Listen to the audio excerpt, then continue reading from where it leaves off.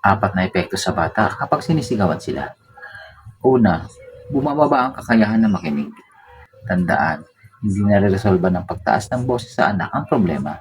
Magiging mahirap ang pagdisiplina sa kanila at sa bawat pagtaas ng boses, bumababa ang kanilang kakayahan na makinig.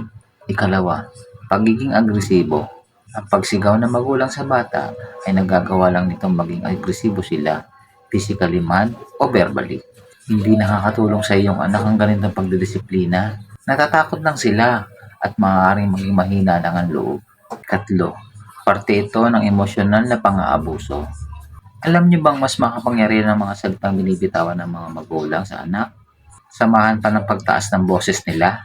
Ito ay isang uri ng emosyonal na pang-aabuso sa mga bata. At ikaapat, long-term effect. Madadala nila ito hanggang sa paglaki nila na maaaring pagmula ng anxiety, pagbaba ng self-esteem, at pagiging violente. At kung nagustuhan niyo po yung mga ganitong content, huwag niyo pong kalimutang i-follow ako. Maraming salamat.